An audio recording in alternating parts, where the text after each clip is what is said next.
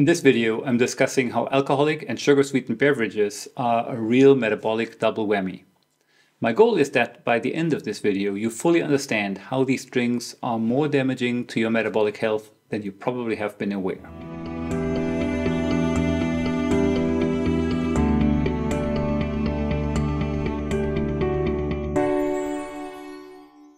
Welcome to Nourished by Science on YouTube. My name is Mario, and on this channel I talk about evidence-based nutrition as it relates to the prevention of chronic disease.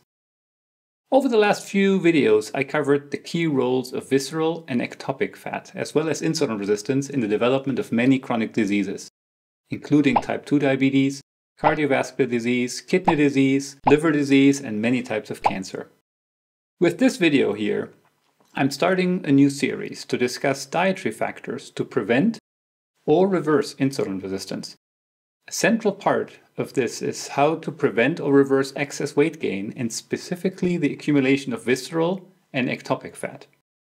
And we're starting with what I would consider to be among the lowest hanging fruit, and that has to do with alcoholic and sugar-sweetened beverages. Now, in most societies around the globe, drinking beverages that contain alcohol or sugar is an important part of the culture. And it can undoubtedly be wonderful to celebrate a special event with a glass of champagne, enjoy a nice wine while dining out, or having an ice-cold lemonade or beer on a hot summer day. And of course, I'm not opposed to this type of drinking to help make a special occasion even more special. However, the dose makes the poison. If it's not an occasional treat, but a regular habit, it is a health risk, and I think most people are not clear on how damaging these beverages are for the health if they are consumed regularly. So, with this video, I will explain how alcoholic and sugar-sweetened beverages are a real metabolic double whammy, with major effects on calorie intake, body weight and fat mass, and liver fat content. And I hope you'll watch to the end, where I will share specific suggestions for when I feel that occasional consumption of alcoholic and sugar-sweetened beverages may be tolerable, and when I personally would eliminate these drinks entirely, at least for some time. Let's get into it. I'd like to start by talking about the impact of alcoholic and sugar-sweetened beverages on calorie intake.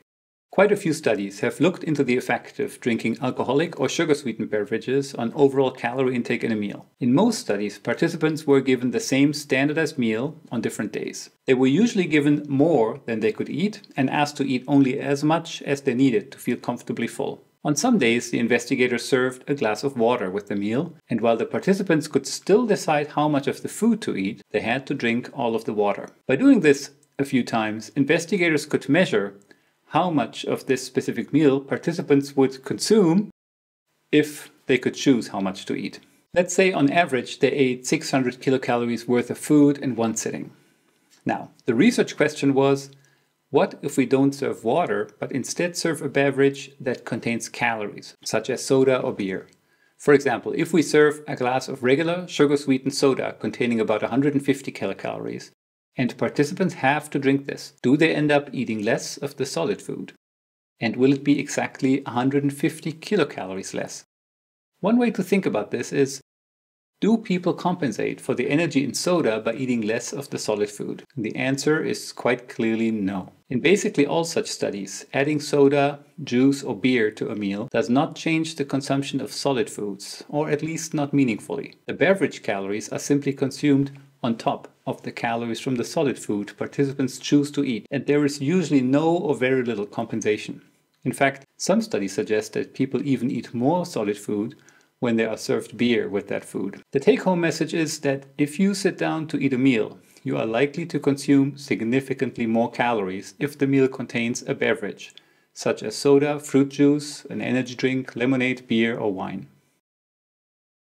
Now that's just the impact of an alcoholic or sugar-sweetened beverage on calorie intake within a single meal.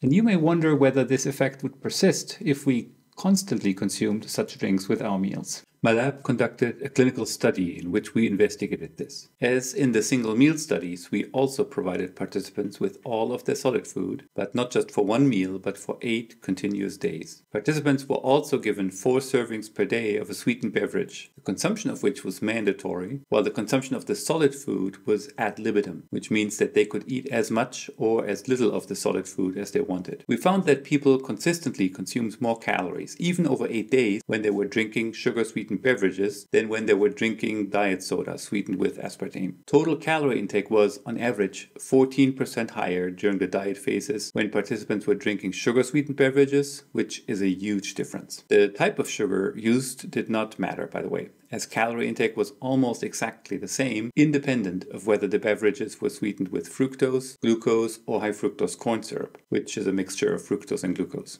And this finding is very consistent with similar experiments conducted by other investigators. As far as I know, we do not have similar data for how alcoholic beverages affect ad libitum calorie intake over a few days, at least not from a similarly well-controlled study where all of the food and beverages were provided. My best guess would be that regularly drinking beer or wine or hard liquor would have a similar impact on overall calorie intake. Maybe not as bad as with sugar-sweetened beverages, but I would guess that overall calorie intake would continue to be higher if people drink alcoholic beverages with their meals. We can conclude that in the course of a meal, calorie consumption increases significantly if we have a sugar-sweetened or alcoholic beverage with that meal. And that is because liquid calories from such drinks do not seem to be as satiating as calories from solid food. And as a result, we do not spontaneously reduce our intake from solid food to compensate for the calories in the drinks. You can think of liquid calories basically as just being added on top of the solid food calories.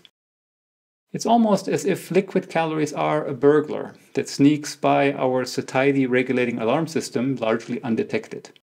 For sugar-sweetened beverages, we also have solid evidence that this effect extends over several days. One question I often get asked is whether this effect extends to milk. The short answer is almost certainly no. The data on milk is a bit varied, and effects on calorie intake differ a bit for low-fat versus whole milk. But overall calorie intake does not seem to go up nearly as much or at all when we drink milk with a meal. Some studies actually show that a meal containing milk is more satiating and reduces calorie intake at that meal or at a later meal. If calorie intake is increased in people who consume alcoholic or sugar-sweetened beverages, does this mean that regularly consuming such beverages leads to weight gain? Let's take a look at the evidence and discuss the impact of alcoholic and sugar-sweetened beverages on body weight. For sugar-sweetened beverages, the answer is clearly yes. Regularly consuming these beverages leads to weight gain. In observational studies and randomized controlled trials, those who drink the most sugar-sweetened beverages tend to gain more weight and have a higher risk of developing obesity than those who don't drink sugar-sweetened beverages. And people who are asked to reduce their consumption of sugar-sweetened beverages tend to lose weight compared to those who continue drinking sugar-sweetened beverages. For alcoholic beverages, the evidence is not as clear. What we can say with some confidence is that regular and heavy drinking likely does promote weight gain. I'm saying likely here because this is largely based on observational studies. Heavy drinking is usually defined as 2 drinks per day or more. The biggest problem in this field is that we barely have any solid experimental evidence. All of the randomized controlled trials that have been conducted on the impact of alcoholic beverage on body weight tended to have very small sample sizes of often just 12 or 14 participants. They usually included only beer or wine, not other alcoholic beverages. They tended to be short in duration, and they tended to study low to moderate amounts of alcoholic beverages. The existing data from randomized trials is therefore very limited, and mostly shows that moderate alcohol intake in the short term doesn't seem to change body weight.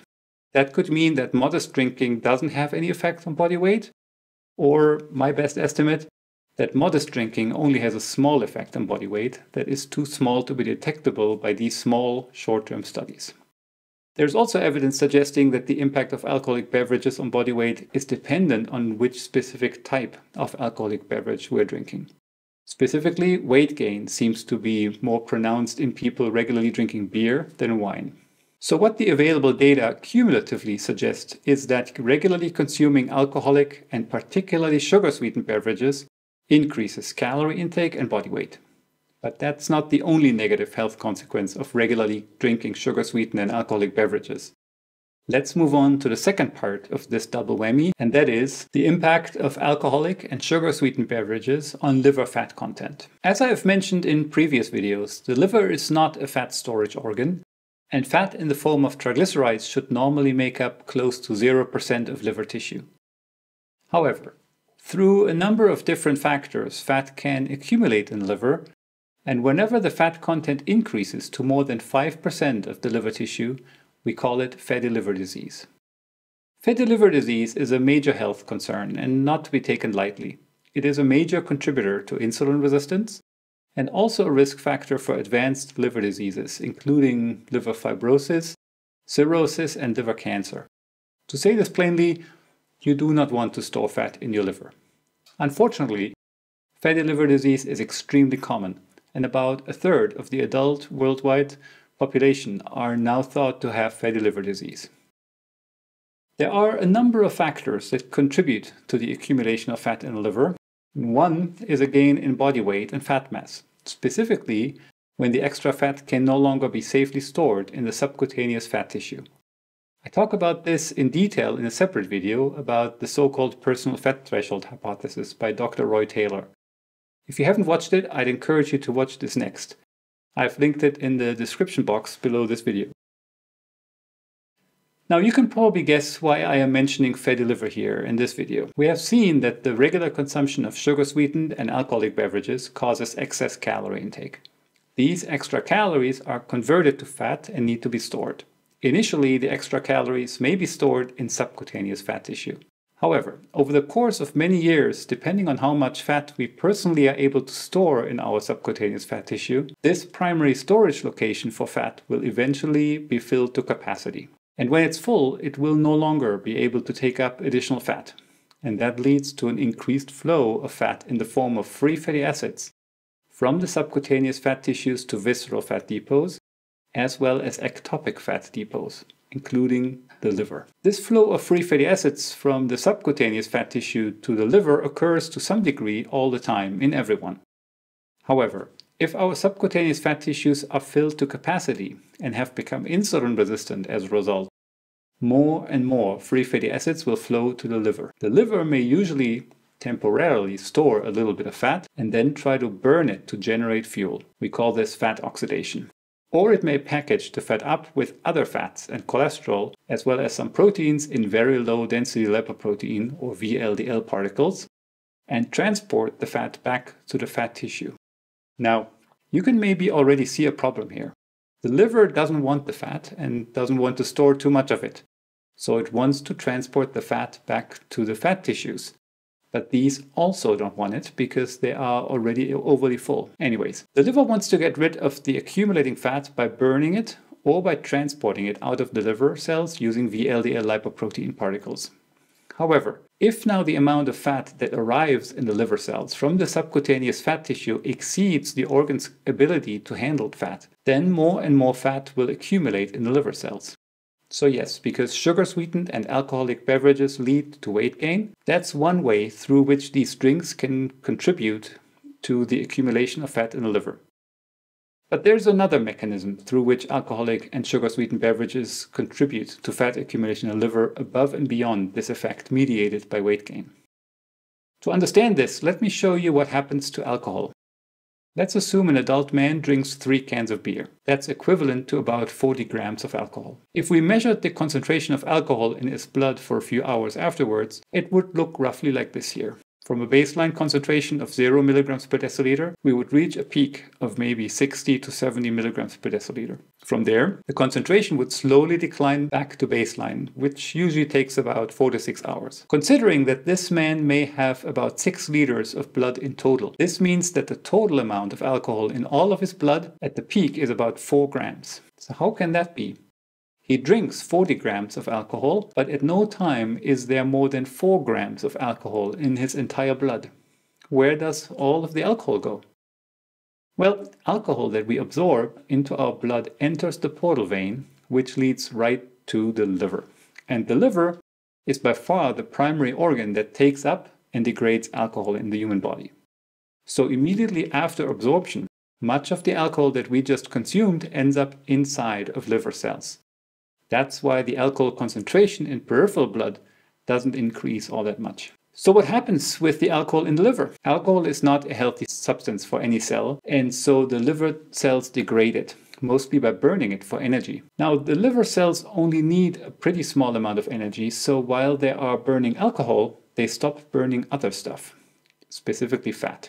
So an additional mechanism through which alcohol affects the amount of fat in the liver is that alcohol acutely inhibits or even stops fat oxidation in the liver. And remember, fat oxidation is one of only two ways through which the liver cells can get rid of fat. If too much alcohol is coming in too fast, some of it can even be directly converted to fat. So alcohol does not just inhibit fat oxidation, but also can directly increase the amount of fat made by the liver. And this is very consistent with a large body of evidence, directly linking excessive alcohol consumption to fatty liver disease. In animal models of alcoholic liver disease, excessive alcohol feeding directly leads to fatty liver and then to more advanced liver disease. Clinically, it's been known for a long time that people who drink large amounts of alcohol habitually often have a fatty liver, which is fully reversible if they stop drinking, unless it has progressed to more advanced stages of liver disease. In observational studies, regular heavy drinking is associated with a higher liver fat content and an increased risk of fatty liver disease. And even among those who drink only small or moderate amounts of alcohol, there is some evidence of an association between the amount of alcohol consumed and the amount of fat in the liver.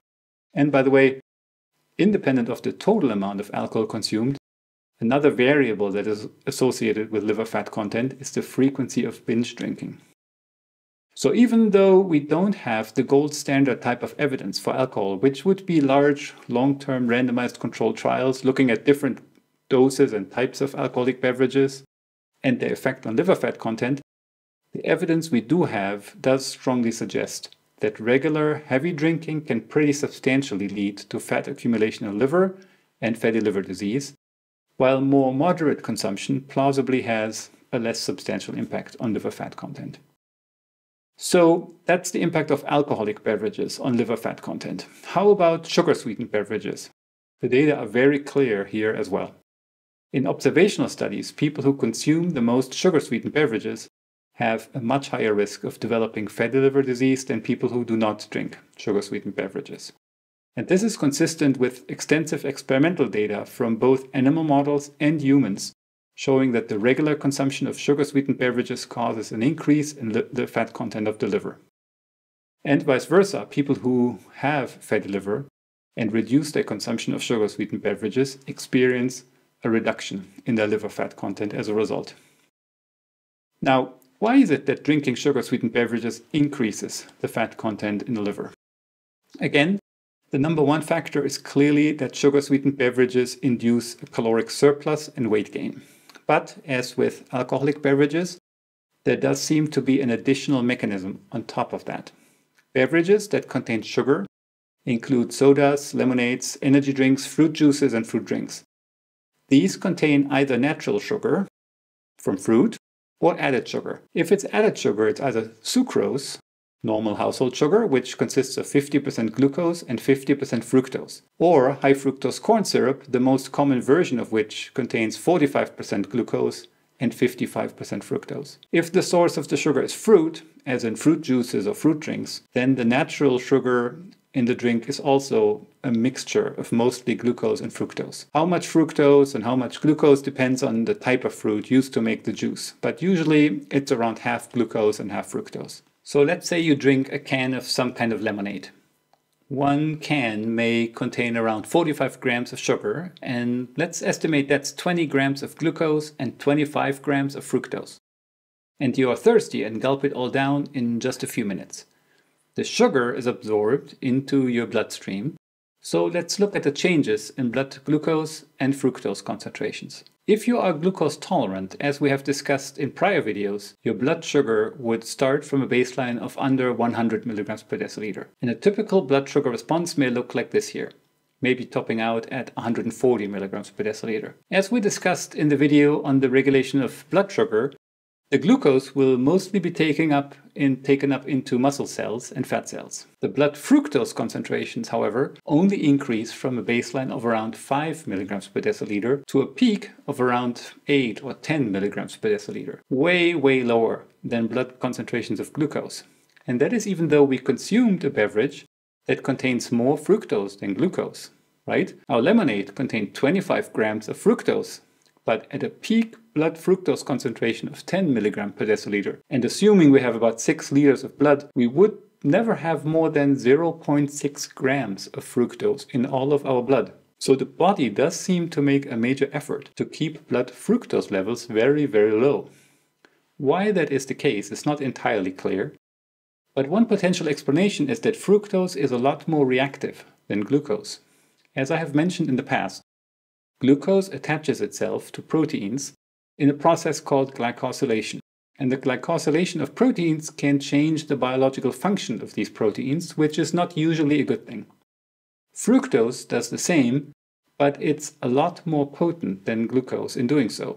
By some estimates, 10 times more potent. And this could explain why the body tries very hard to keep peripheral blood fructose levels extremely low.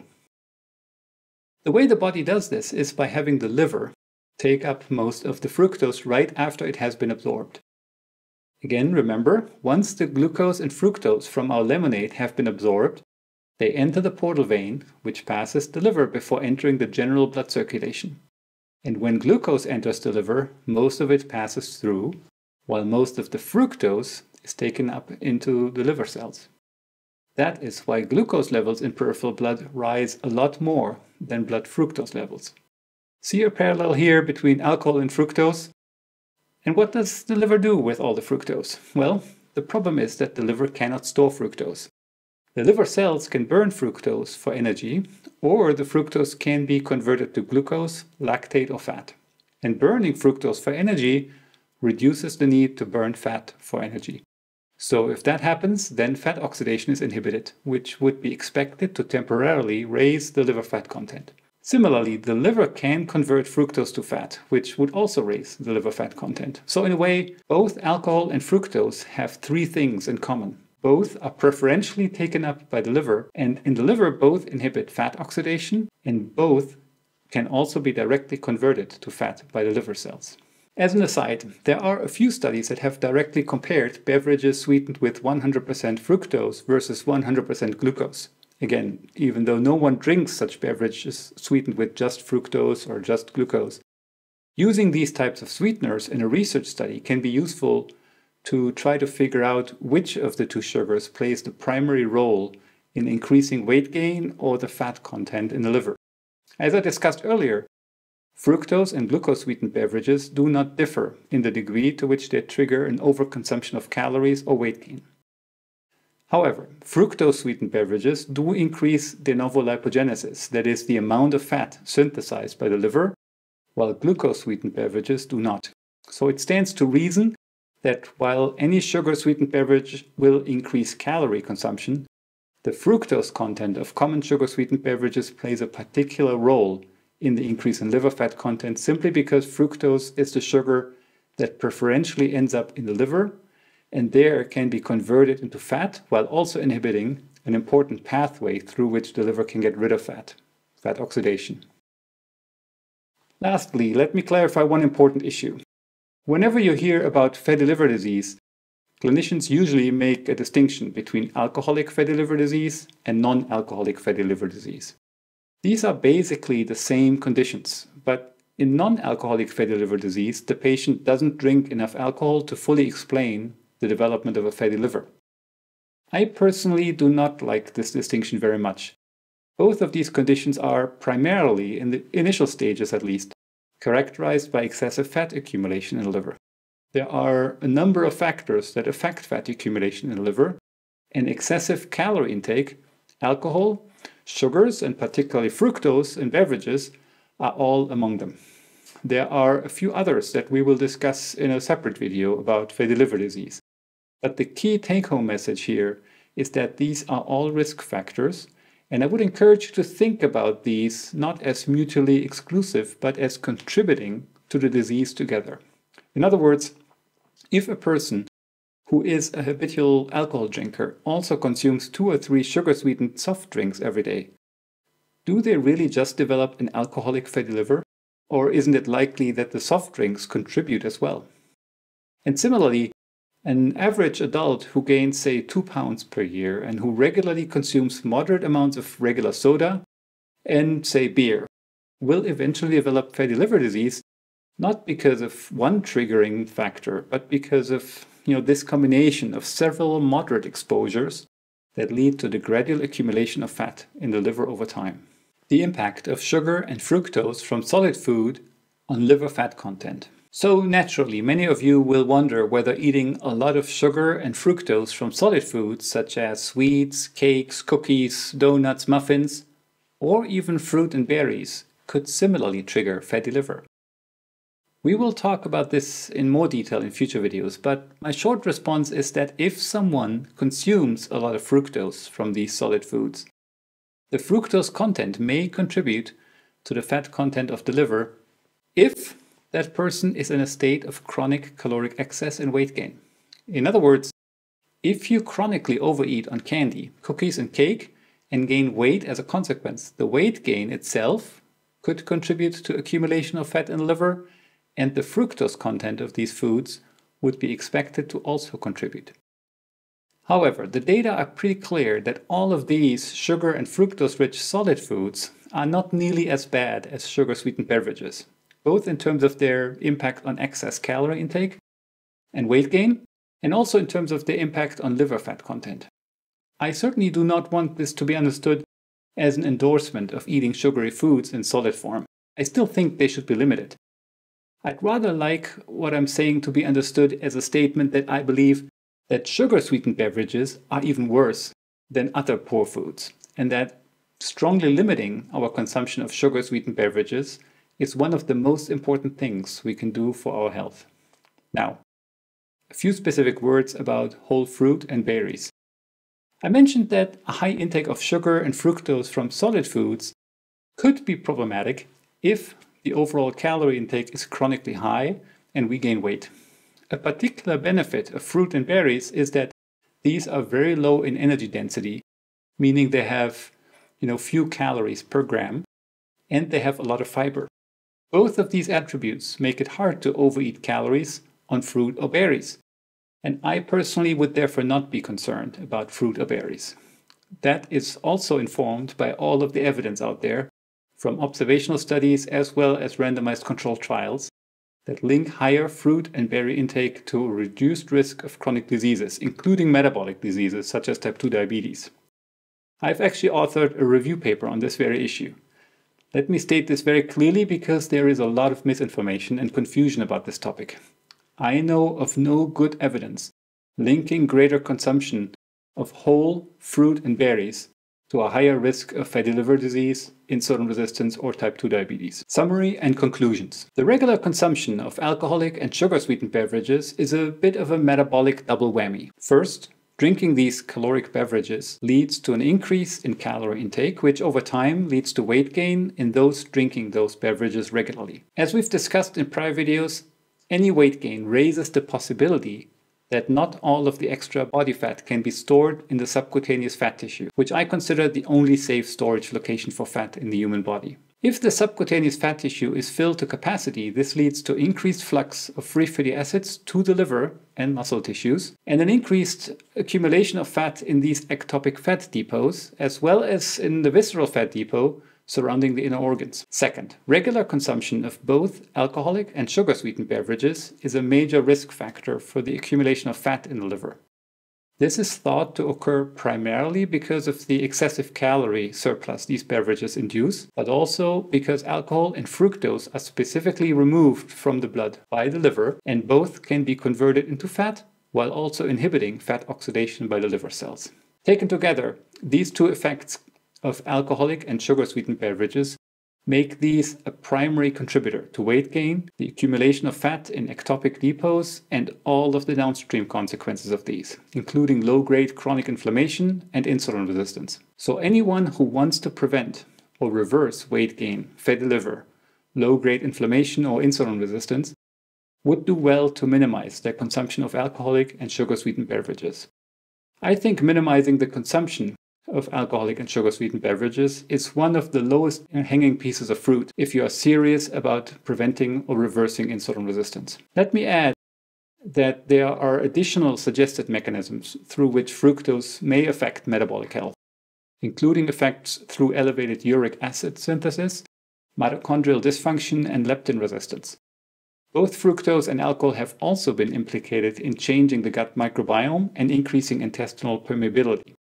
I decided not to go into all of that in this video, but rest assured that all of these issues will be addressed in future videos, step by step, right? So how do I use this information? You will not be shocked to hear that I believe very strongly in the prevention of chronic disease.